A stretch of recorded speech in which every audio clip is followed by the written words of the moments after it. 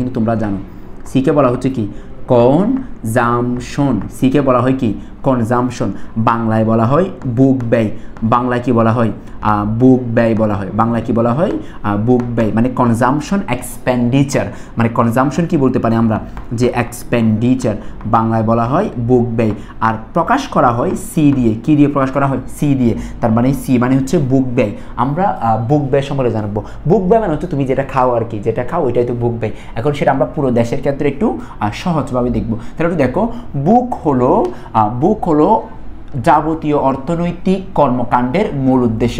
এই যে আমরা যা করি অর্থনৈতিক যত কর্মকাণ্ড আছে সব উদ্দেশ্য একটাই, সেটা হচ্ছে বুক করা। বুক বলতে উপযোগ নিঃশেষ করাকে বোঝায়, মানে বুক করা মানে হচ্ছে উপযোগ কি করা, নিঃশেষ করা। অর্থনীতিতে বুক বলতে মানুষের অভাব মোচনের জন্য ব্যবহারের মাধ্যমে কোনো দ্রব্যের উপযোগ নিঃশেষ করাকে বা নিঃশেষ সাধন করাকে তোমার হচ্ছে কি বলে বুক বলে। প্রাত্যহিক জীবনে আমরা গাড়ি ব্যবহার করি, কলম ব্যবহার করি, চেয়ার ব্যবহার করি ইত্যাদি ব্যবহারও বুক করে থাকি। এইসব মানে এর অর্থ এসব আমরা ধ্বংস করি বা বিনাশ করা নয়, বরং বস্তুর উপযোগ আমরা কি করি ব্যবহার করি। তার মানে বুক মানে হচ্ছে আমরা উপযোগ নিঃশেষ করে দিই। যেমন এই যে আমার হাতে একটা কলম আছে, এই কলমটা আমি বুক করা মানে যেটা আমি ধ্বংস করে দিব এরকম না, এই কলমের মধ্যে যে কালি আছে আমি সে কালিটা ব্যবহার করব, এটাই হচ্ছে উপযোগ নিঃশেষ করে দেওয়া। এই কলমের মধ্যে লিখার যে ক্ষমতা আছে, লিখার যে উপযোগ আছে আমি সেটা কি করে দিচ্ছি ধ্বংস করে দিচ্ছি, নিঃশেষ করে দিচ্ছি, এটাকে বলা হচ্ছে কি বুক। আর এই বুক নিয়ে একজন প্রসিদ্ধ অর্থনীতিবিদ, ওনার নাম হচ্ছে অধ্যাপক পল স্যামুয়েলসন, উনি হচ্ছেন আধুনিক অর্থনীতির জনক। আধুনিক অর্থনীতির জনককে স্যামুয়েলসন। তাহলে অধ্যাপক স্যামুয়েলসন বলেছেন সেটা হচ্ছে একটি নির্দিষ্ট সময়ে বা মেয়াদে সকল ব্যক্তি বা সমগ্র জাতির ভোগ্য দ্রব্যের জন্য মোট যেই ব্যয় করে, ভোগ্য দ্রব্যের জন্য মোট যেই ব্যয় করে তার সমষ্টিকে বলা হচ্ছে বুক ব্যয়। তার সমষ্টিকে কি বলা হয় বুক ব্যয়। তাহলে একটি নির্দিষ্ট সময়ে সকল ব্যক্তি বা সকল জাতি ভোগ্য দ্রব্যের জন্য মোট যে ব্যয় করে তার সমষ্টিকে বলা হচ্ছে কি বুক ব্যয়। বুক ব্যয় নিয়ে আরেকজন ব্যক্তি সুন্দর একটা কথা বলেছেন, উনি হচ্ছেন অধ্যাপক মেয়ার্স। উনি বলেছেন বুক হলো মানুষের অভাব পরিতৃপ্তির জন্য দ্রব্য সামগ্রী এবং সেবাকর্মের প্রত্যেকের চূড়ান্ত ব্যবহার। প্রত্যেকে কি চূড়ান্ত ব্যবহার। আমি অনেকগুলো ডেফিনেশন এখানে দিলাম, আরেকটা ডেফিনেশন একটু খাতার মধ্যে তুমি লিখে রাখো একদম সহজ করে। ভোগ্য ব্যয় কাকে বলে, একদম সিম্পল সহজ করে। একটি নির্দিষ্ট সময়ে সাধারণত এক বছরে, একটি নির্দিষ্ট সময়ে সাধারণত এক বছরে একটি দেশের জনগণ, একটি দেশের জনগণ ভোগ্য দ্রব্য বাবদ, ভোগ্য দ্রব্য বাবদ বা চূড়ান্ত দ্রব্য বাবদ যে ব্যয় করে তার সমষ্টিকে বলা হয় বুক ব্যয়। তাহলে আরেকবার একটু আমার সাথে বলো তো, একটি নির্দিষ্ট সময়ে সাধারণত এক বছরে, একটি নির্দিষ্ট সময়ে সাধারণত এক বছরে একটি দেশের জনগণ ভোগ্য দ্রব্য বাবদ যে ব্যয় করে তার সমষ্টিকে বলা হয় বুক ব্যয়। ভোগ্য দ্রব্য বাবদ যে ব্যয় করে তার সমষ্টিকে কি বলা হয় বুক ব্যয় বলা হয়। আশা করি তোমরা সহজেই বিষয়টা বুঝতে পেরেছো, কারোর মধ্যে কোনো দ্বিমত থাকবে না। সেটা হচ্ছে বুক ব্যয় কাকে বলে, এই বিষয়টা মনে রাখার জন্য। এখন আমি তোমার কাছে যেটা বলবো সেটা হচ্ছে বুক ব্যয়। তুমি যে খাই, তুমি যে ভোগ করি, এই ভোগ কিসের উপর নির্ভর করে? এখন তুমি তো বলবা ভাইয়া এটা তো নির্ভর করে আমার পেটের উপরে। কেন?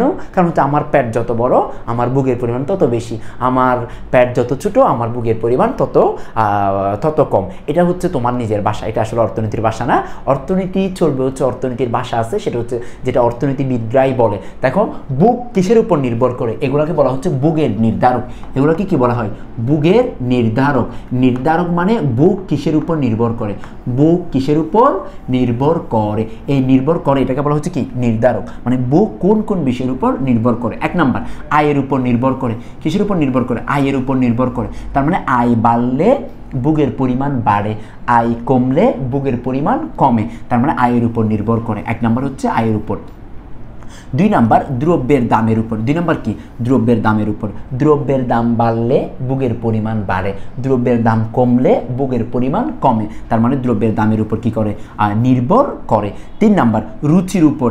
যে যত রুচিশীল, যে যত রুচি সমৃদ্ধ তার তত বেশি ভোগ বাড়বে, আর যার রুচি নিম্নমানের তার ভোগের পরিমাণটাও কম হবে। এরপর হচ্ছে অভ্যাসের উপর। তোমার অভ্যাস যত, যেই দ্রব্যের উপর অভ্যাস থাকবে সেই দ্রব্যের ভোগের পরিমাণ বাড়বে, আর অভ্যাস যদি না থাকে দ্রব্যের ভোগের পরিমাণ বাড়বে না।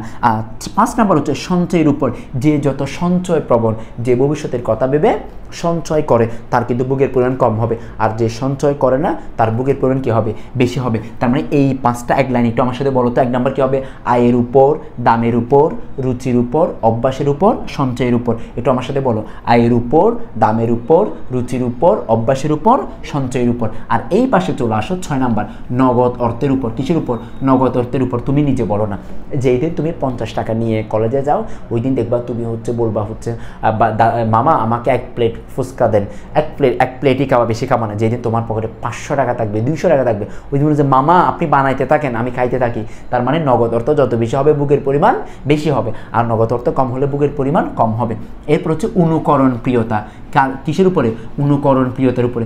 তুমি যদি মনে করো, তুমি যদি চাও যে তুমি পরিমণির মতো করে চলাফেরা করবা, মুকেশ আম্বানির ছেলে মেয়ের মতো করে চলাফেরা করবা, মানে ওদেরকে অনুকরণ করো, তখন দেখবে তোমার বুকের পরিমাণ বাড়বে। আর তুমি যদি বলো যে না ভাই আমি তো সিম্পল সহজ সরলভাবে চলবো, তখন দেখবে বুকের পরিমাণটা কমবে। তার মানে কাউকে অনুসরণ করলে তখন বুকের পরিমাণ বাড়বে, আর অনুকরণ না করলে তখন বুকের পরিমাণ কমবে। এরপর হচ্ছে করের হারের উপর। কিসের উপর, করের হার। সরকারকে যদি ট্যাক্স বেশি দিতে হয় তখন দেখবা তোমার হচ্ছে কিসের পরিমাণ কমবে, বুকের পরিমাণ কমবে, কারণ তোমার হাতে টাকা থাকবে না। আর ট্যাক্স কম দিতে হলে বুকের পরিমাণ বাড়বে। এরপর হচ্ছে সুদের হার। ব্যাংক যদি সুদের হার বেশি দেয় তখন তুমি ব্যাংকে টাকা রাখবা, সঞ্চয় করতে চাইবা এবং বুকের পরিমাণ কম হবে। আবার ব্যাংক যদি সুদের পরিমাণ কম দেয় তখন তুমি ব্যাংকে টাকা রাখতে আগ্রহী হবে না, বুকের পরিমাণ বেশি করবা। আর সর্বশেষ সামাজিক অবস্থান ও মর্যাদা। দেখবা যারা এলাকার মেম্বার, চেয়ারম্যান, এমপি, মন্ত্রী, এদের সামাজিক অবস্থানের কারণে বুকের পরিমাণ বেশি হয়। তুমি ওদের বাড়িতে গেলে দেখবা চা ফ্রি, তারপর হচ্ছে বিস্কিট ফ্রি। দেখবা মেম্বার, চেয়ারম্যান, এমপির বাসায় গেলে চা ফ্রি, বিস্কিট ফ্রি, সবাই খায় আর কি, খায় দেয়, ফুর্তি করে। তার মানে এটা হচ্ছে কি সামাজিক অবস্থানের কারণে বুক কি করে, নির্ভর করে। এই সব হচ্ছে বুকের নির্ধারক। তবে তোমার কাছে আমার প্রশ্ন, সব এই 10টার উপরে কিন্তু বুক ব্যয় নির্ভর করে, তবে সবচেয়ে বেশি নির্ভর করে কার উপর, তুমি এক কথায় বলে দিবা, সেটা হচ্ছে আয়ের উপর। কার উপর, আয়ের উপর। তাইলে এই আয়কে বলা হচ্ছে প্রধান নির্ধারক। আয়কে কি বলা হয়, প্রধান নির্ধারক। তার মানে সবার উপরে নির্ভর করে, তবে আয়ের উপর বেশি নির্ভর করে, সেই জন্য আয়কে বলা হচ্ছে প্রধান নির্ধারক। আয়কে কি বলা হয়, প্রধান নির্ধারক। আশা করি তোমরা বিষয়টা বুঝতে পেরেছো এবং ইনশাল্লাহ তোমরা সেটা মনেও রাখতে পারবা। এখন আমি এই বিষয়ে তোমাদের প্রতিটা বিষয় একেবারে ধরে ধরে আলোচনা করব, যাতে তোমরা এই বিষয়টা সম্পূর্ণ ক্লিয়ার হয়। দেখো আমরা প্রথমে তোমাদের সামনে তুলে ধরবো, সেটা হচ্ছে যে আয়ের উপর বেশি নির্ভর করে। আচ্ছা আমি তাহলে এই বিষয়টা একটু তোমাদের সামনে আলোচনা করি। দেখো আয়ের উপর বেশি যেহেতু নির্ভর করে, আয়ের উপর বেশি কে নির্ভর করে, ভোগ নির্ভর করে। তাহলে একটু আমরা আলোচনা করি। দেখো আয় যদি বাড়ে, মানে আয়ের পরিমাণ যদি বাড়ে, দেখবা বুকের পরিমাণ বাড়বে। আয়ের পরিমাণ বাড়লে বুকের পরিমাণও বাড়বে। আবার আয়ের পরিমাণ কমলে বুকের পরিমাণও কমবে। তার মানে আয় বাড়লে বুকের পরিমাণ বাড়ে, আয় কমলে বুকের পরিমাণ কমে। তাহলে দুইটাই বাড়ে, দুইটাই কমে, মানে একই, মানে দুইটা যখন বাড়ে একসাথে বাড়ে, দুইটা যখন কমে একসাথে কমে। এবং এই দুইটার মধ্যে যে সম্পর্ক, আমরা চাইলে এটাকে বলতে পারি এটা হচ্ছে প্লাস সম্পর্ক বা হচ্ছে ধনাত্মক সম্পর্ক। এটাকে আমরা বলতে পারি সমমুখী সম্পর্ক, এটাকে আমরা বলতে পারি ইতিবাচক সম্পর্ক। তার মানে আয় এবং বুকের মধ্যে কী ধরনের সম্পর্ক বিদ্যমান, ইতিবাচক সম্পর্ক বিদ্যমান, সমমুখী সম্পর্ক বিদ্যমান বা হচ্ছে ধনাত্মক সম্পর্ক বিদ্যমান। আচ্ছা এখন তুমি আমাকে বলো তো, আয় বুকের উপর নির্ভর করে নাকি বুক আয়ের উপর নির্ভর করে? তুমি বলবা বুক নির্ভর করে কার উপরে, আয়ের উপরে। তার মানে একজন আরেকজনের উপর নির্ভর করে। এখন এই উভয়ের মধ্যে তার মানে একটা নির্ভরশীলতার সম্পর্ক আছে। কিসের সম্পর্ক আছে, নির্ভরশীলতার সম্পর্ক আছে। কিসের সম্পর্ক, নির্ভরশীলতার সম্পর্ক আছে। আর এই নির্ভরশীলতার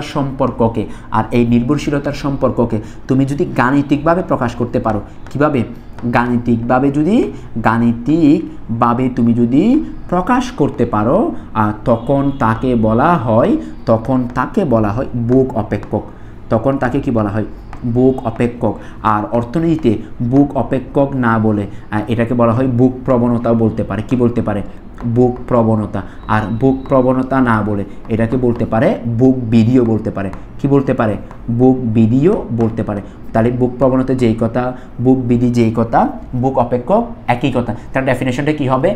আয় নির্ভর করে বুকের উপর নাকি বুক নির্ভর করে আয়ের উপর? বুক নির্ভর করে আয়ের উপর। তাহলে বুক এবং আয়ের মধ্যে যে নির্ভরশীলতার সম্পর্ক, তার গাণিতিক প্রকাশকে বলা হয় বুক অপেক্ষক। তাহলে আয় বাড়লে, পুরোটা একসাথে একটু সুন্দর করে লিখে রাখো, আয় বাড়লে বুক বাড়ে, আয় কমলে বুক কমে। আয় এবং বুকের মধ্যে যে নির্ভরশীলতার সম্পর্ক, তার গাণিতিক প্রকাশকে বলা হয় বুক অপেক্ষক বা বুক প্রবণতা বা বুক বিধি।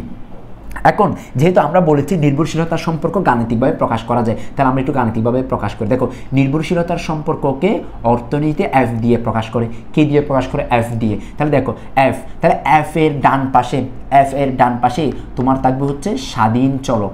এফ এর ডান পাশে থাকবে হচ্ছে স্বাধীন চলক, আবার মাঝখানে থাকবে একটা সমতা চিহ্ন, যেহেতু অপেক্ষকে একটা সমান চিহ্ন থাকবে, আর বামে থাকবে হচ্ছে অধীন চলক। সারা জীবনের জন্য মনে রাখো, সারা জীবনের জন্য অধীন চলক, বামে হচ্ছে অধীন, ডানে হচ্ছে স্বাধীন। সারা জীবনের জন্য তোমার বুকের বাম পাশে থাকবে অধীন চলক, আর তোমার বুকের ডান পাশে থাকবে স্বাধীন চলক। তুমি তোমার জীবন দিয়ে চিন্তা করো, তোমার বুকের বাম পাশে যে আছে সে কি স্বাধীন নাকি তুমি স্বাধীন? সারা জীবনের জন্য তোমার বুকের বাম পাশে থাকবে অধীন চলক, আর ডান পাশে থাকবে সারা জীবনের জন্য সে স্বাধীন চলক। সে সারা জীবনের জন্য স্বাধীন, এটা মিলাই নিও। তার মানে বুকের বাম পাশে অধীন চলক, ডান পাশে স্বাধীন চলক। বুকের বাম পাশে অধীন চলক, ডান পাশে স্বাধীন চলক। বুকের বাম পাশে অধীন চলক যাদের আছে আর কি, যাদের নাই তাদের তো কিছুই নাই। যাদের নাই এদের তো অধীন চলক নাই, স্বাধীন চলক নাই। আর যাদের আছে তাদের বুকের ডান পাশে থাকবে স্বাধীন চলক, আর বাম পাশে থাকবে তোমার হচ্ছে অধীন চলক। এখন আমি তো একটু যদি তোমাকে জিজ্ঞেস করি, দেখো এখানে কে স্বাধীন কে অধীন, কে স্বাধীন কে অধীন? অবশ্যই তুমি বলবা বুক হচ্ছে অধীন আর আয় হচ্ছে স্বাধীন। তার মানে যে স্বাধীন সে হচ্ছে কে? তোমার হচ্ছে আয়। তাহলে আমি এখানে স্বাধীন চলকের জায়গায় আমি লিখতে পারবো আয়। কি লিখতে পারবো? আয়। আবার অধীন চলকের জায়গায় আমি লিখতে পারবো হচ্ছে বুক। তার মানে বুক হচ্ছে অধীন চলক আর আয় হচ্ছে কি? স্বাধীন চলক। এখন বুককে অর্থনীতিতে সি দিয়ে প্রকাশ করে, আবার অন্যদিকে আয়কে অর্থনীতিতে ওয়াই দিয়ে প্রকাশ করে। কি দিয়ে প্রকাশ করে? ওয়াই দিয়ে প্রকাশ করে। তার মানে এই আমরা একটা অপেক্ষক দাঁড় করালাম। এই দেখো, এটাই হচ্ছে অপেক্ষক, এটাই হচ্ছে অপেক্ষক। এটাকে আমরা বলতে পারবো একটা সমীকরণ। এটাকে আমরা অপেক্ষক বলতে পারবো, এটাকে আমরা কি বলতে পারবো? সমীকরণ বলতে পারবো। আশা করি তুমি এই বিষয়টা বুঝতে পেরেছো এবং এই বিষয়টা তোমার কাছে সহজ মনে হবে। প্রয়োজনীয় একটু অ্যাসেস নিয়ে ফেলো, দ্রুততার সাথে একটু অ্যাসেস নিয়ে ফেলো, যাতে তুমি বাসায় এটা একটু আবার রিভিউ দিতে পারো। 1 2 3 ডান। অ্যাসেস নেওয়া ডান। এখন আমি মুছে দিব। এখন আমি মুছে দিয়ে আমি পরবর্তী আলোচনা করব। তাহলে দেখো, আমরা একটু আগে বলেছি আয় নির্ভর করে কিসের উপর? আয় নির্ভর করে কিসের উপর? বুকের উপর। বুক নির্ভর করে কিসের উপর? আয়ের উপর। বুক নির্ভর করে কিসের উপর? আয়ের উপর। তাহলে এই ক্ষেত্রে তোমাকে আমি একটু বলে রাখি, দেখো বুক নির্ভর করে কিসের উপর? আয়ের উপর। দেখো, আয়ের উপর নির্ভরশীলতার দৃষ্টিকোণ থেকে, আয়ের উপর নির্ভরশীলতার দৃষ্টিকোণ থেকে বুক ব্যয় দুই ধরনের। আয়ের উপর নির্ভরশীলতার দৃষ্টিকোণ থেকে, আয়ের উপর নির্ভরশীলতার দৃষ্টিকোণ থেকে, আয়ের উপর নির্ভরশীলতার দৃষ্টিকোণ থেকে বুক ব্যয় দুই ধরনের। বুক ব্যয় কয় ধরনের? দুই ধরনের। দেখো, আয়ের উপর নির্ভরশীলতার দৃষ্টিকোণ থেকে বুক ব্যয় দুই ধরনের। আয়ের উপর নির্ভরশীলতার দৃষ্টিকোণ থেকে বুক ব্যয় কয় ধরনের? দুই ধরনের। দেখো, আয়ের উপর নির্ভরশীলতার যে দৃষ্টিকোণ, সেই দৃষ্টিকোণ থেকে বুক ব্যয় হচ্ছে দুই ধরনের। আমি একদম দুই পাশে করে লিখি। দেখো, একটা হচ্ছে স্বয়ংভূত বুক, একটাকে বলা হচ্ছে স্বয়ংভূত বুক। দেখো, একটা হচ্ছে স্বয়ংভূত বুক, একটা হচ্ছে স্বয়ংভূত বুক। এটা হচ্ছে কি বুক? স্বয়ংভূত বুক। আরেকটাকে বলা হয় পরচিত বুক। আরটাকে কি বলা হয়? পরচিত বুক। তাহলে বুক ব্যয় কয় ধরনের? দুই ধরনের। একটা হচ্ছে স্বয়ংভূত বুক, একটা হচ্ছে পরচিত বুক। তাহলে বুক ব্যয় কয় ধরনের? দুই ধরনের। একটা হচ্ছে স্বয়ংভূত বুক, একটা হচ্ছে পরচিত বুক। তাহলে বুক ব্যয় কয় ধরনের? দুই ধরনের। একটা হচ্ছে স্বয়ংভূত বুক, একটা হচ্ছে পরচিত বুক। তাহলে একটু আমার সাথে বলো তো, বুক ব্যয় কয় ধরনের? দুই ধরনের। একটা হচ্ছে স্বয়ংভূত বুক, একটা হচ্ছে পরচিত বুক। আচ্ছা, এখন আমরা প্রত্যেকটা নিয়ে একটু আলোচনা করি। প্রথমে স্বয়ংভূত বুক নিয়ে আলোচনা করি। দেখো, স্বয়ংভূত বুক। দেখো, স্বয়ংভূত বুক হচ্ছে, দেখো স্বয়ং শব্দটা দেখো, স্বয়ং মানে হচ্ছে আত্ম, স্বয়ং মানে হচ্ছে নিজ। তাহলে আত্ম মানে হচ্ছে আত্মকর্মসংস্থান। সে কি নিজের উপর নির্ভর করে নাকি অন্যের উপর নির্ভর করে? তাহলে আত্মকর্মসংস্থান মানে যে নিজের উপর নির্ভর করে। একই রকম স্বয়ংভূত বুক, যেই বুক নিজের উপর নির্ভর করে, অন্যের উপর নির্ভর করে না। তাহলে ডেফিনেশনটা একটু লিখে ফেলো। যেই বুক, দেখো যেই বুক তার আয়ের উপর নির্ভর করে না। যেই বুক তার আয়ের উপর নির্ভর করে না, তাকে বলা হয় স্বয়ংভূত বুক। যেই বুক তার আয়ের উপর নির্ভর করে না। যেই বুক বুক তার আয়ের উপর নির্ভর করে না তাকে বলা হয় dot dot dot dot dot dot, তাকে বলা হয় স্বয়ংভূত বুক। যেই বুক বুক তার আয়ের উপর নির্ভর করে না তাকে বলা হয় স্বয়ংভূত বুক। আর এই স্বয়ংভূত বুকের কয়েকটা নাম আছে। এটাকে বলা হচ্ছে আয় নিরপেক্ষ বুক। এগুলো কিন্তু বিশ্ববিদ্যালয় ভর্তি পরীক্ষা কাজে আসবে। এটাকে বলা হয় আয় নিরপেক্ষ বুক। তোমরা কিন্তু জানো যে চট্টগ্রাম বিশ্ববিদ্যালয়ের ডি ইউনিটে অর্থনীতি লাগে, ঢাকা বিশ্ববিদ্যালয়ের সি ইউনিটের জন্য 15 মার্কসের অর্থনীতি লাগে। আয় নিরপেক্ষ বুক তার মানে এটাকে আমরা বলতে পারি, দেখো স্বয়ংভূত বুকের আরেকটা হচ্ছে আয় নিরপেক্ষ বুক, অথবা এটাকে আমরা বলতে পারি শূন্য আয়ে বুকের পরিমাণ। শূন্য আয়ে বুকের পরিমাণ, শূন্য আয়ে বুকের পরিমাণ। দেখো স্বয়ংভূত বুক বা শূন্য আয়ে বুকের পরিমাণও আমরা বলতে পারি। তাহলে দেখো স্বয়ংভূত বুক যে কথা, আয় নিরপেক্ষ বুক একই কথা, অথবা শূন্য আয়ে বুকের পরিমাণ একই কথা। আবার আবার আবার আবার দেখো অর্থনীতিতে স্বয়ংভূত বুককে এ দিয়ে প্রকাশ করা হয়। কী দিয়ে প্রকাশ করা হয়? যেহেতু আয়ের উপর নির্ভর করে না তাকে এ দিয়ে প্রকাশ করা হয়। কী দিয়ে প্রকাশ করা হয়? প্রকাশ করা হয়, মানে এ দিয়ে কী করা হয়? প্রকাশ করা হয়। এখন তোমার কাছে আমার প্রশ্ন, স্বয়ংভূত বুক মানে যেই বুক আয়ের উপর নির্ভর করে না। তার মানে তুমি আয় করলেও যেই বুক করতে হয়, তুমি আয় না করলেও যেই বুক করতে হয় তাকে বলা হয় স্বয়ংভূত বুক। মানে আয় করলেও করতে হয়, আয় না করলেও করতে হয়, তার মানে সেটা কি? স্বয়ংভূত বুক। এখন তুমি কয়েকটা উদাহরণ দাও তো, একটু আমাকে কয়েকটা উদাহরণ দাও। আমি কয়েকটা উদাহরণ একটু লিখে দিই। দেখো তুমি আয় করলেও তোমাকে খাদ্য খেতে হবে, আয় না করলেও তোমাকে খাদ্য খেতে হবে। তোমার আব্বুর ইনকাম থাকলেও তোমাদের খাবার দাবারের খরচ অবশ্যই দিতে হবে, আবার না থাকলেও খরচ করে ধার করে হলেও তোমাদের নিতে হবে। এটা হচ্ছে কি? খাদ্য। তার মানে অবশ্যই খেতে হবে, আয় করলেও খেতে হবে, না করলেও খেতে হবে। এটা আয়ের উপর নির্ভর করবে না। 2 নম্বর হচ্ছে চিকিৎসা। 2 নম্বর কি? চিকিৎসা। তুমি অসুস্থ আছো, তার মানে তুমি আয় করো আর না করো তোমাকে মেডিসিন নিতে হবে, চিকিৎসা নিতে হবে। এটা হচ্ছে স্বয়ংভূত বুক। তার মানে এটা আয়ের উপর নির্ভর করে না, তোমাকে অবশ্যই নিতে হবে। আর যদি বলো আমি নিবা না, তাহলে মারা যাবা। তুমি যদি না খাও, তুমি যদি চিকিৎসা নাও, তাহলে মারা যাবা। এরকম আরও দুইটা উদাহরণ তুমি আমাকে কমেন্টে জানাও। সবাই এরকম স্বয়ংভূত বুকের আরও 2টা উদাহরণ তুমি আমাকে কমেন্টে জানাও, আমি তোমাকে এটার জন্য পুরস্কৃত করবো, তোমাকে থ্যাংক ইউ দিব। তুমি স্বয়ংভূত বুকের আমাকে কয়েকটা উদাহরণ জানাও। দেখো যেহেতু স্বয়ংভূত বুকের আলোচনা শেষ, আমরা চলে আসলাম পরিচিত বুক। দেখো যেই বুক আয়ের উপর নির্ভর করে, যেই বুক আয়ের উপর নির্ভর করে, যেই বুক আয়ের উপর কী করে? নির্ভর করে। তাহলে যেই বুক আয়ের উপর নির্ভর করে তাকে বলা হয় পরিচিত বুক। যেই বুক আয়ের উপর নির্ভর করে তাকে বলা হয় কি? পরিচিত বুক। যেই বুক আয়ের উপর নির্ভর করে তাকে বলা হয় পরিচিত বুক। তার মানে আয় বাড়লে, দেখো আয় বাড়লে পরিচিত বুক বাড়ে। আয় বাড়লে পরিচিত বুক বাড়ে। আয় বাড়লে কি বাড়ে? আয় যদি বাড়ে তখন হচ্ছে পরিচিত বুক বাড়বে। আয় বাড়লে পরিচিত বুক বাড়বে। আয় বাড়লে পরিচিত বুক বাড়ে। আবার আয় কমলে পরিচিত বুকের পরিমাণও কমবে। তার মানে আয় বাড়লে পরিচিত বুক বাড়ে, আর আয় কমলে পরিচিত বুকের পরিমাণ কমবে। আবার অন্যদিকে অর্থনীতি এটাকে হচ্ছে বিওয়াই দিয়ে প্রকাশ করে। কি দিয়ে প্রকাশ করে? বিওয়াই দিয়ে প্রকাশ করে। একটা মজার বিষয় আছে এখানে, একটু খেয়াল করো। দেখো স্বয়ংভূত বুক আয়ের উপর নির্ভর করে না, সেজন্য সে একা, তাকে আয় দিয়ে প্রকাশ করে। আর পরিচিত বুক সে আয়ের উপর নির্ভর করে, সেজন্য তার সাথে আয় আছে, এই যে বিওয়াই দিয়ে প্রকাশ করে। তার মানে কি দিয়ে প্রকাশ করে? বিওয়াই দিয়ে প্রকাশ করে। বিওয়াই দিয়ে প্রকাশ করে। তাহলে স্বয়ংভূত বুককে এ দিয়ে প্রকাশ করে, আর পরিচিত বুককে বিওয়াই দিয়ে প্রকাশ করে। আর এরপরে যেটা আমি একটু লিখবো, দেখো এরপর আমি যেটা লিখবো সেটা হচ্ছে, দেখো পরিচিত বুকের উদাহরণ হচ্ছে, আমি একটা বলি, সেটা হচ্ছে বিলাস জাতীয় দ্রব্য। দেখো তুমি মনে করো আয় করো, তুমি আয় করো, দেখবে বিলাস জাতীয় দ্রব্যের পরিমাণটা বাড়বে, আর আয় না করলে বিলাস জাতীয় দ্রব্যের পরিমাণটা কমে যাবে। যেমন একটু তোমাকে বলি, তুমি মনে করো তোমাদের বাসার ফ্রিজ, দেখবা ফ্রিজ আছে একটা, তোমার আয় যখন বাড়বে তখন দেখবা ফ্রিজ 2টা হবে, বাসায় এসি আসবে, বাসা হচ্ছে নিত্য নতুন আরও নতুন নতুন তোমার হচ্ছে জিনিসপত্র আসবে, এগুলো হচ্ছে সব বিলাস জাতীয় দ্রব্য। আবার যেমন তুমি বলতে পারো তুমি রেস্টুরেন্টে বাইরে খাবার দাবার খাবা, আভিজাত্যপূর্ণ খাবার দাবার খাবা, এগুলো সব বিলাস জাতীয় দ্রব্য। বিলাস জাতীয় দ্রব্য, তার মানে বিলাস জাতীয় দ্রব্য কখন হয়? যখন তোমার আয় বাড়বে, বুকের পরিমাণও বাড়বে, এটা হচ্ছে বিলাস জাতীয় দ্রব্য। আশা করি তোমরা সবাই কোনটা স্বয়ংভূত বুক কোনটা পরিচিত বুক বুঝতে পেরেছো। দ্রুততার সাথে এটা অ্যাসেস নিয়ে ফেলো। 1 2 3 ডান, অ্যাসেস নেওয়া ডান। এখন তাহলে এটা কিসের উপর ভিত্তি করে? আয়ের উপর ভিত্তি করে আমরা বুক ব্যয়কে আমরা 2 ভাগে ভাগ করতে পারি, একটা হচ্ছে স্বয়ংভূত বুক, একটা হচ্ছে পরিচিত বুক।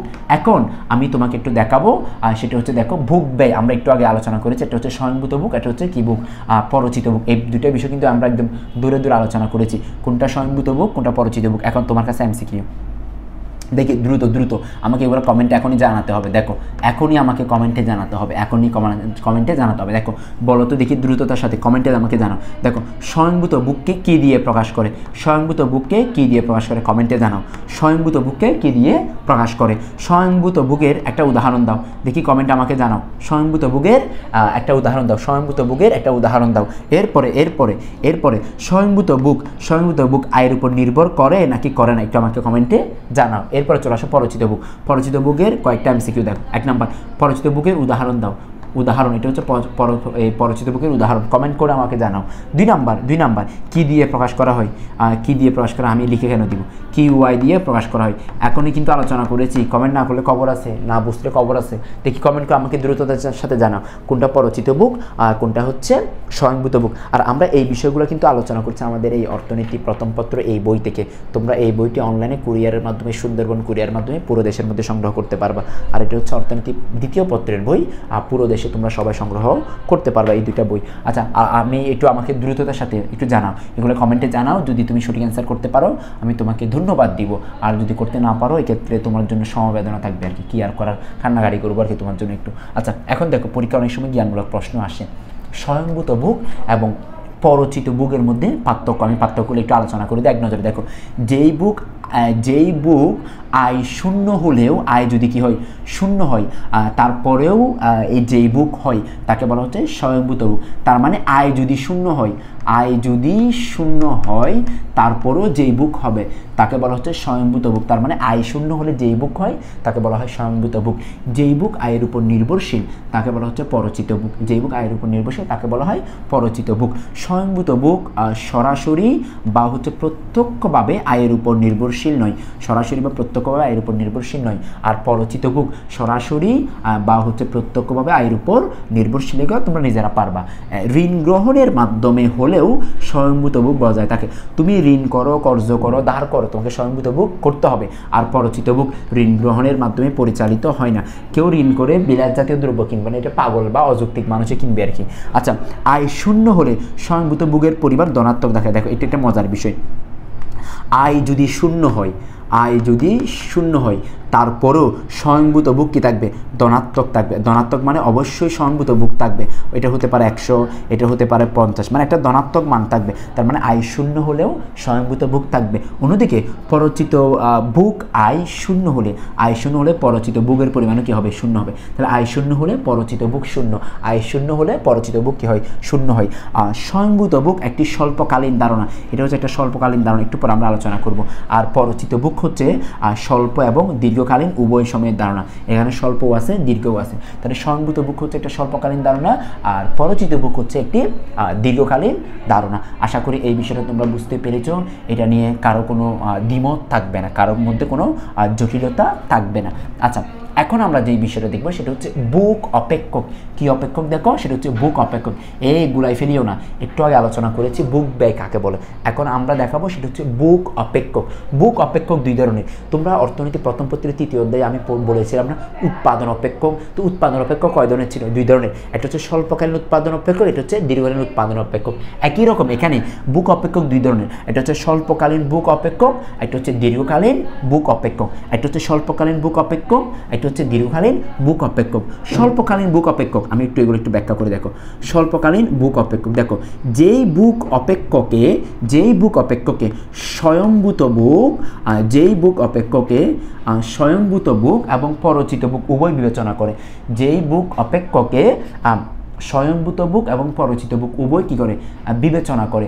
যেই বুক অপেক্ষকে স্বয়ংভূত বুক প্লাস পরিচিত বুক, স্বয়ংভূত বুক এবং কি পরিচিত বুক উভয় বিবেচনা করে, তাকে বলা হচ্ছে স্বল্পকালীন বুক অপেক্ষক। ওই যে উৎপাদন অপেক্ষক পড়েছে আর স্বল্পকালীন, আর যেই বুক অপেক্ষকে স্থির ব্যয় এবং পরিবর্তনশীল ব্যয় উভয় বিবেচনা করে তাকে বলা হয় স্বল্পকালীন উৎপাদন অপেক্ষক। এখানেও একই কথা, যেই বুক অপেক্ষকে স্বয়ংভূত বুক এবং পরিচিত বুক উভয় বুক বিবেচনা করে তাকে বলা হয় স্বয়ংভূত বুক, তাকে বলা হয় স্বল্পকালীন বুক অপেক্ষক, যেখানে দুইটাই বিবেচনা করে। তাহলে আমরা এখন সমীকরণটা দাঁড় করাতে পারি না। C = এ, মানে স্বয়ংভূত বুক মানে হচ্ছে এ, স্বয়ংভূত বুক এ দিয়ে প্রকাশ করে। আবার পরচিত বুক মানে হচ্ছে বিওয়াই দিয়ে প্রকাশ করে। কী দিয়ে প্রকাশ করে? বিওয়াই দিয়ে প্রকাশ করে। তার মানে স্বল্পকালীন বুক অপেক্ষকের সূত্রটা হচ্ছে সি সমান এ প্লাস বিওয়াই। স্বল্পকালীন, আমি কিন্তু মুখস্থ না, জাস্ট যোগ করে দিছি এটাই, যে স্বয়ংভূত বুক প্লাস পরচিত বুক। আবার এক্ষেত্রে একটু পরে বিষয়টা বলবো, জাস্ট একটু লিখে রাখো। দেখো সি সমান এ তো ঠিক আছে, বি না দিয়ে বি এর জায়গায় তুমি চাইলে দিতে পারো এমপিসি ওয়াই। দেখো বি না দিয়ে বি এর জায়গায় তুমি চাইলে এমপিসি দিতে পারো। এমপিসি কি একটু পরে ব্যাখ্যা করবো, আগে জাস্ট লিখে রাখো যে বি এর জায়গায় তুমি চাইলে এমপিসি দিতে পারবা। এখন এই পাশে চলে আসো দীর্ঘকালীন বুক অপেক্ষ। যেই বুক অপেক্ষকে শুধুমাত্র পরচিত বুক বিবেচনা করে, পরচিত বুক বিবেচনা করে তাকে বলা হয় দীর্ঘকালীন বুক অপেক্ষক। যেই বুক অপেক্ষকে শুধুমাত্র পরচিত বুক বিবেচনা করে তাকে বলা হয় দীর্ঘকালীন বুক অপেক্ষক। তাহলে সূত্রটা কী হবে? সি সমান বিওয়াই। সি সমান কী হবে? বিওয়াই। তাহলে এখন তুমি চাইলে লিখতে পারবো না সি সমান বি সমান, একটু আগে কী বলেছি, এমপিসি। এমপিসিকে একটু পর আমি ব্যাখ্যা করবো, এমপিসি ওয়াই। তাহলে একটু দেখো, তাহলে বি না দিয়ে বি এর জায়গায় আমি দিতে পারবো সেটা হচ্ছে এমপিসি ওয়াই, বি এর জায়গায় কি দিতে পারবো? MPC Y. তাহলে এটা হচ্ছে স্বল্পকালীন বুক অপেক্ষক আর এটা হচ্ছে দীর্ঘকালীন বুক অপেক্ষক। যেই বুক অপেক্ষকে স্বয়ংভূত বুক এবং পরচিত বুক উভয় বিবেচনা করে তাকে বলা হয় স্বল্পকালীন বুক অপেক্ষক। যেই বুক অপেক্ষকে পরচিত বুক বিবেচনা করে তাকে বলা হয় দীর্ঘকালীন বুক অপেক্ষক। স্বল্পকালীন বুক অপেক্ষক সূত্র হচ্ছে এ প্লাস বি ওয়াই। বি না দিয়ে এমপিসি দিতে পারি, আবার বি না দিয়ে এমপিসি দিতে পারি। আশা করি তোমরা সবাই এই বিষয়টা বুঝতে পেরেছো। একদম সহজ করে আমি আলোচনা করেছি। এই বিষয়টা যদি বুঝে থাকো, আমি একটু এমপিসিটা একটু ব্যাখ্যা করি। আচ্ছা, এমপিসিটা একটু ব্যাখ্যা করি, নাহলে তোমাদের কাছে বিষয়টা জটিল মনে হবে, বিষয়টা একটু জটিল মনে হবে, নাহলে এমপিসির একটু তোমাদেরকে একটু ব্যাখ্যা করে দিই। আমি এমপিসি জিনিসটা কী বোঝাচ্ছে একটু ব্যাখ্যা করি। দেখো, আমি প্রয়োজন একটা সাদা কাগজ নিলে আরও ভালো হয় না? এমপিসিটা একটু ব্যাখ্যা করার জন্য আমি সাদা একটা পেজ নিই, একদম জেনুইন একটা সাদা পেজ নিই, যেখানে এমপিসিটা আমি তোমাদেরকে সহজ করে ব্যাখ্যা করতে পারবো। দেখো এমপিসি, এই দেখো এমপিসির পূর্ণরূপ হচ্ছে, দেখো আমি একটু দেখো মনোযোগ দিয়ে, মার্জিনাল। এমপিসির পূর্ণরূপ হচ্ছে মার্জিনাল, এটা হচ্ছে মার্জিনাল প্রোপেনসিটি টু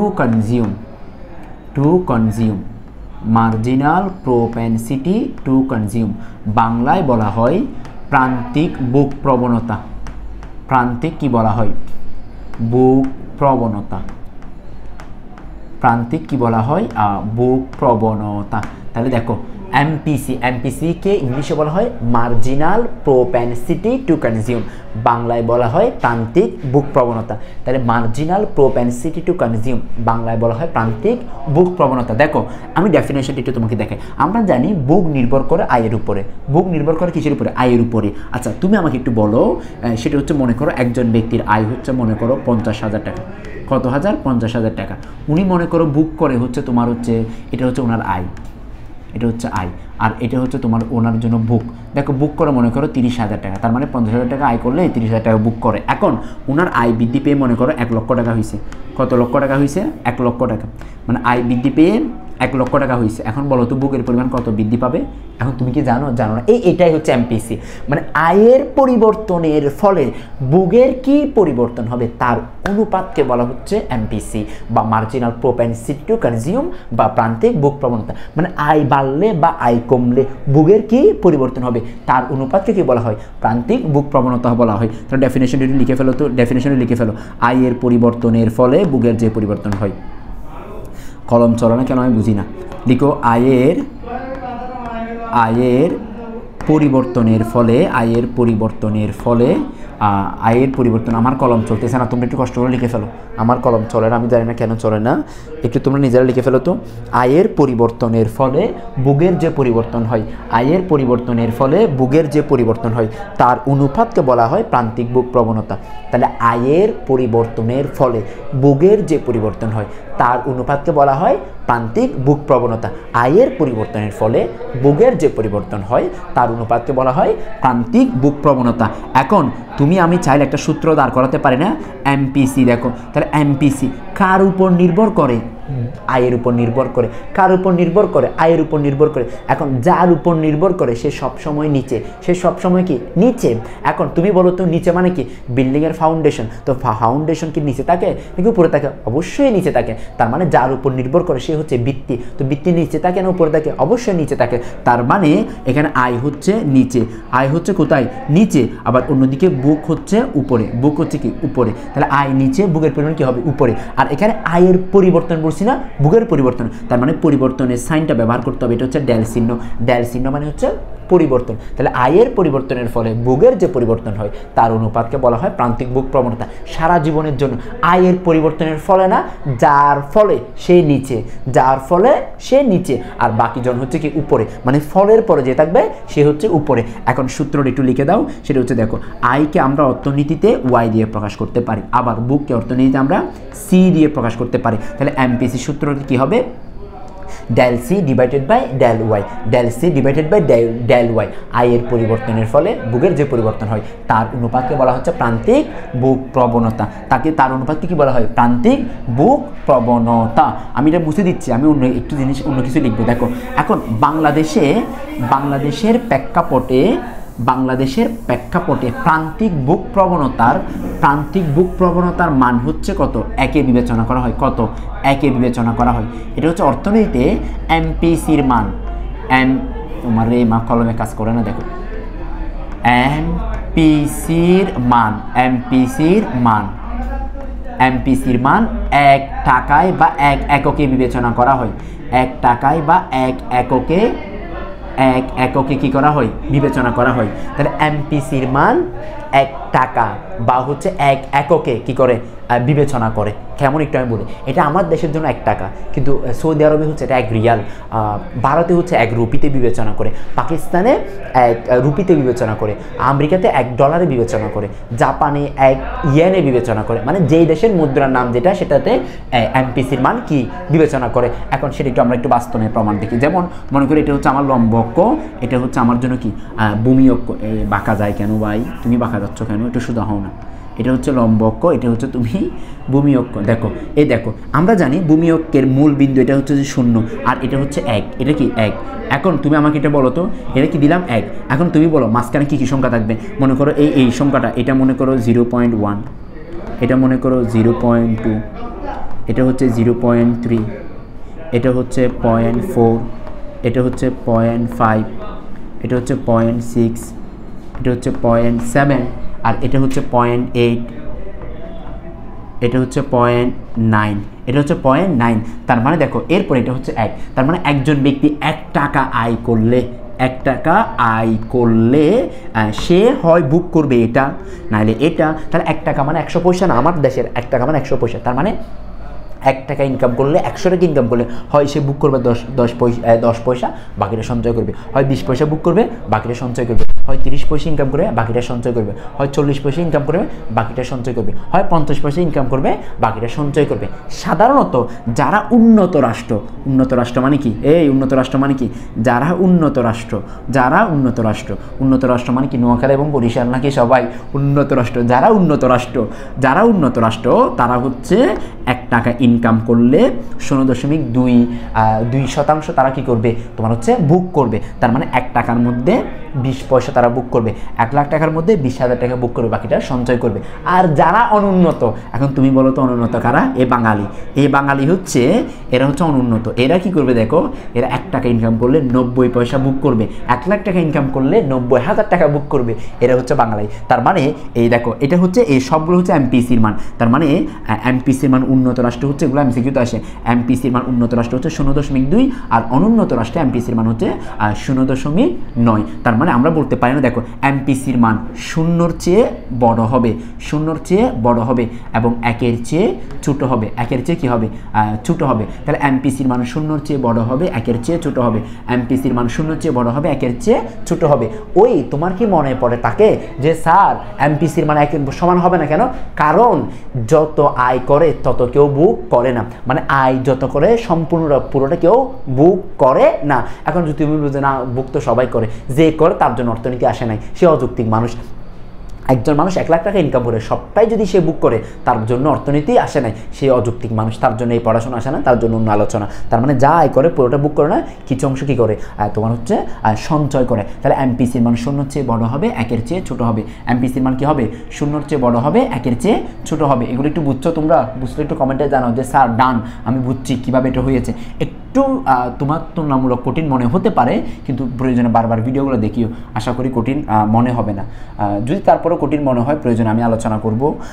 কি হলো কাজ করে না কেন। যদি তারপরেও যদি মনে হয় যে বিষয়টা আলোচনা করা লাগবে, তখন অবশ্যই আমি বিষয়টা তোমাদের একদম প্রতিটা বিষয় দেখব, যাতে তোমরা সহজে মনে রাখতে পারো। এই বিষয়গুলো একটু বারবার তুমি আমাদের বই থেকে একটু পড়িও। আমাদের এই অর্থনৈতিক প্রথম পত্র যে বইটা আছে, এই বইটি একটু পড়িও। এই বইটা থেকে তোমার একদম প্রতিটা বিষয় আমি আলোচনা করতেছি। এটা কিন্তু আমারই লেখা বই, প্রায় একদম পূর্ণাঙ্গ বিশ্ববিদ্যালয় ভর্তি পরীক্ষা থেকে শুরু করে সব কিছু দেওয়া আছে। আর এটা হচ্ছে অর্থনীতি দ্বিতীয় পত্রের বই। অর্থনীতি দ্বিতীয় পত্রের এই বইটা পড়লেও তোমার কাজে আসবে ইনশাল্লাহ। আমরা প্রতিটা বিষয়ে খুঁটিনাটি আলোচনা করেছি। এবং এক্ষেত্রে একটু বলে রাখি, বইটা কিন্তু খুব বেশি মূল্য এমন না। তোমাদের ছোটো ভাই বোন কেউ থাকলে তাকেও তুমি এই বইটার কথা বলতে পারো। একদম এই বইটার উপর ভিত্তি করে যা ক্লাস লাগবে আমি কিন্তু আমার দেলোয়ার স্যার ইউটিউব চ্যানেলে সবগুলো ক্লাস তোমাদের দিয়েছি, যাতে তোমরা ভালো মতো একটা প্রস্তুতি নিতে পারো। আমি চাই তোমরা যাতে সর্বোচ্চ ভালো করতে পারো, এবং তোমাদের ভালোটাই আসলে সত্যিকার অর্থে আমাদের একটা চাওয়া পাওয়া, যে তোমরা যত ভালো করবা আমাদের মন ভরে সেই বিষয়ে আমরা অনুপ্রাণিত হব যে তোমরা কী করছো, কতটুকু ভালো করছো। আচ্ছা, আমরা যেখানে ছিলাম এই পিসি অফ হয়ে গেছে, তো এতক্ষণ মনে করে একটু বকঝক করলাম আর কি তোমাদের সাথে, যে কথাবার্তা বললাম আর কি। তোমাদের সাথে কথা বলার এমনি সুযোগও পাই না, সেই সময় একটু কথা বলার সুযোগ হয়ে গেল আর কি। আচ্ছা, আমরা এই জায়গার মধ্যে দেখো, এই জায়গার মধ্যে আমার যতটুকু মনে পড়ে, আগে সবগুলো আলোচনা করেছি, এখন এটার আলোচনা আর কি। আচ্ছা দেখো, এখন আমি তোমাদেরকে এখন যে বিষয়টা আলোচনা করবো, এখান থেকে তুমি নিশ্চিত থাকো এমসিকিউ প্রশ্ন তুমি আসবেই, এবং তুমি এখানে এমসিকিউ প্রশ্ন কমন পাবা। এখান থেকে তুমি এমসিকিউ প্রশ্ন আসবে, তুমি কমন পাবা। এই সমীকরণ কোনটাকে কি নামে ডাকা হয় সেটা একটু আমি তোমাদেরকে দেখাই দিই। দেখো, আমরা জানি সমানের বামে যে থাকবে তাকে বলা হচ্ছে অধীন চলক। আমি এখানে এখানে হচ্ছে সি এর পরিচয় দিব, এখানে মনে করো এ এর পরিচয় দিব, এখানে মনে করো বি এর পরিচয় দিব, আবার এখানে মনে করো হচ্ছে কিসের পরিচয় দিব। আচ্ছা, এই পাশে না দিই, আমি এখানে দিই, এখানে জায়গা যেহেতু অনেক আছে। এখানে মনে করো সি এর পরিচয় দিব, এখানে মনে করো এ এর পরিচয় দিব, এখানে মনে করো বি এর পরিচয় দিব, এটা হচ্ছে ওয়াই এর পরিচয় দিব। আমি জায়গা রাখলাম আর কি, 4টা কলাম করলাম। তুমি একটু 4টা কলাম করে দেখো। দেখো, যে বামে থাকবে, সমানের বামে যে থাকে, তার নাম আমরা জানি হচ্ছে অধীন চলক। তাহলে সিকে আমরা প্রথমে বলতে পারবো এটা হচ্ছে বুক ব্যয়। এটা কী ব্যয়? বুক ব্যয়। আবার যেহেতু সে সমানের বামে থাকে, তাকে বলা হচ্ছে কি চলক? অধীন চলক। তাকে আমরা কি বলতে পারবো? অধীন চলক বলতে পারবো। সমানের বামে থাকলে তাকে আমরা কি বলতে পারবো? অধীন চলক বলতে পারবো। তাহলে সি যেহেতু সমানের বামে থাকে, তাকে আমরা বলতে পারবো বুক ব্যয় অথবা অধীন চলক। তাকে আমরা সিকে কি বলতে পারবো? বুক ব্যয় বলতে পারবো, অধীন চলকও বলতে পারবো। তাহলে সি এর 2টা পরিচয়, এটা হচ্ছে বুক ব্যয়, এটা হচ্ছে সে অধীন চলক। এরপরে এ। আচ্ছা, এর কয়টা পরিচয় দেখো। একে আমরা বলবো হচ্ছে স্বয়ংভূত বুক, একে আমরা বলবো হচ্ছে কি বুক? দেখো, স্বয়ংভূত বুক। একে আমরা বলবো হচ্ছে স্বয়ংভূত বুক, অথবা এর আরেকটা পরিচয় হচ্ছে আয় নিরপেক্ষ বুক।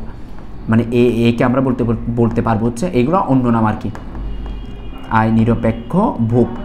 অথবা এটাকে আমরা অন্য নামে বলতে পারি, সেটা হচ্ছে শূন্য আয়ে বুকের পরিমাণ। শূন্য আয়ে তোমার হচ্ছে কিসের পরিমাণ? এই বুকের পরিমাণ। শূন্য আয়ে বুকের পরিমাণ। এই কয়েকটা নামে আমরা ডাকলাম। এটার আরও কয়েকটা নাম আমরা একটু তোমাকে দেখাই। দেখো, তোমাকে যদি জিজ্ঞেস করি এর মান কত, তুমি কি বলতে পারো এর মান কত? এর মান কি 10, 20? তুমি কি বলতে পারো? না, তুমি বলে জানো না স্যার আমি পারি না। তার মানে যে রাশির মান অজানা, যে রাশির মান অজ্ঞাত, যে রাশির মান জানা নেই, তাকে বলা হয় পরামিতি। তার মানে এর আরেকটা পরিচয় হচ্ছে, সে হচ্ছে পরামিতি। যে রাশির মান অজানা তাকে কি বলা হয়? পরামিতি বলা হয়। তার মানে এর মান জানা নেই, তার মানে এটা পরামিতি। 2 নাম্বার। আরেকটা পরিচয় আছে, এটা দেখো, আরেকটা পরিচয় আছে, এটাকে বলা হচ্ছে ছেদক। কেন বলা হয়? দেখো, স্বাধীন চলকের মান 0 ধরলে, স্বাধীন চলকের মান 0 ধরলে অধীন চলকের যেই মান পাওয়া যায় তাকে বলা হয় ছেদক। তাহলে স্বাধীন চলকের মান 0 ধরলে অধীন চলকের যেই মান পাওয়া যায় তাকে বলা হয় ছেদক। তাহলে একটু আমি একটু দেখাই। দেখো, সি সমান এ প্লাস বি ওয়াই। তাহলে দেখো, এ প্লাস বি, তাহলে স্বাধীন চলকের মান 0, তাহলে ওয়াই এর মান 0। এখন দেখো, এ প্লাস বি এর সাথে শূন্য গুণ করলে তাও শূন্য, মানে শূন্যর সাথে যাকে গুণ করা হোক শূন্য, তার মানে এ দেখো সি এর মান কত পেয়েছি এ, তার মানে স্বাধীন চলকের মান শূন্য ধরলে, স্বাধীন চলকের মান শূন্য ধরলে অধীন চলকের যেই মান পাওয়া যায়, স্বাধীন চলকের মান শূন্য ধরলে অধীন চলকের যেই মান পাওয়া যায় তাকে বলা হয় ছেদক, তাকে কি বলা হয় ছেদক বলা হয়। এরপর আমরা বি এর পরিচয় দিই। দেখো বি এর পরিচয়, বি এর একটু আগে আমরা জানলাম বি না লিখে আমরা লিখতে পারবো হচ্ছে এমপিসি, ওই এমপিসি মানে হচ্ছে মার্জিনাল প্রোপেনসিটি টু কনজিউম। আচ্ছা আরও কয়েকটা পরিচয় দিই বি এর। দেখো বি আছে কার সাথে স্বাধীন চলকের সাথে, বি আছে কার সাথে স্বাধীন চলকের সাথে, স্বাধীন চলকের সাথে যেটা গুণ আকারে থাকে, যেটা লেগে থাকে, যেটার সাথে থাকে তাকে বলা হয় সহগ। ওই যে তোমরা অনেক সময় বলো না তুমি আমার সহগ, কারণ কেন তোমার সাথে তোমার কাছের মানুষ লেগে থাকে বলে, তাহলে যেটা গুণ আকারে থাকে, যেটা লেগে থাকে তাকে বলা হচ্ছে কি সহগ। তাহলে তোমার সহগ কয়জন আছে একটু কমেন্টে জানাও, তোমার সহগ কয়জন আছে কমেন্টে একটু জানা। তাহলে সহগ এটাকে কি বলা হয় সহগ বলা হয়। আচ্ছা এরপরে দেখো এরপর আরেকটু পরিচয় দেখি আমরা। দেখো স্বাধীন চলকের সাথে যেটা গুণ আকারে আছে চিহ্ন সহ, এই যে প্লাস চিহ্ন সহ একে বলা হয় ডাল, এটা কি বলা হয় ডাল। তাহলে একটু দেখো স্বাধীন চলকের সাথে যেটা গুণ আকারে আছে, মনে করো এখানে আমি চাই একটা মান দিতে পারি, দেখো সি এ এর মান দিলাম মনে করো 10, আবার প্লাস বি এর মান দিলাম মনে করো বি এর মান একটু আমরা জানি না শূন্যর চেয়ে বড়, আবার হচ্ছে 0.9 এর চেয়ে ছোটো, মানে 1 এর চেয়ে ছোটো, তাহলে 0.5 ওয়াই দিলাম আর কি, মানে মান দিলাম আর কি। এই যে দেখো প্লাস 0.5 এটা হচ্ছে ঢাল, কিন্তু 0.5 হচ্ছে সহগ, আবার এটাকে আমরা কি বলবো ঢাল বলবো। তাহলে স্বাধীন চলকের সাথে যেটা গুণ আকারে থাকে চিহ্ন সহ তাকে বলা হয় কি ডাল, তার মানে প্লাস বিকে আমরা কি বলতে পারবো ডাল বলতে পারবো। আচ্ছা এই মুহূর্তে বি এর কোনো মান আছে, বি এর মান তো এমপিসি, তাই এমপিসির মান আছে কিন্তু বি এর কোনো মান নেই, সেই জন্য এটাকে আবার তুমি পরামিতিও বলতে পারবা, কি বলতে পারবা পরামিতি, কারণ বি এর কোনো মান জানা নেই সেই জন্য। কিন্তু বি এর মান এমপিসি বললে তখন মান জানা আছে, কিন্তু বি এর তো কোনো মান জানা নেই, তাহলে বিকে আমরা পরামিতিও বলতে পারবো। আর ওয়াইকে বলতে পারি আমরা হচ্ছে আই, ওয়াই মানে হচ্ছে আই, যেটাও আই প্রকাশ করে। আবার অন্যদিকে ওয়াই যেহেতু ডান পাশে আছে বুকের, সেজন্য সে হচ্ছে স্বাধীন চলক, তোমাদের বুকের ডান পাশে যে থাকবে সে হচ্ছে কি চলক স্বাধীন চলক। আশা করি এই বিষয়টা তোমরা বুঝতে পেরেছো এবং মনে রাখার মতো করে আমি তোমাদের সাথে আলোচনা করেছি। এই বিষয়টার উপর ভিত্তি করে আমরা পরবর্তী যে ক্লাস নিব সেটা হচ্ছে বুক অপেক্ষক থেকে কিভাবে সূচি আঁকবো, রেখা আঁকবো, সেই ক্লাসটা দেখলে তুমি একদম পারফেক্টলি বুঝতে পারবা, একদম ধারাবাহিকভাবে ক্লাসগুলো দেখিও। তাহলে এই যে বিষয়গুলো আমরা আলোচনা করেছি তুমি বারবার দেখিও, প্রয়োজনে কোনো কিছু না অবশ্যই কমেন্ট আমাকে জানাইও, আশা করি ইনশাল্লাহ বুঝতে পারবা। সো তোমাদের জন্য অনেক অনেক শুভকামনা, দেখা হবে।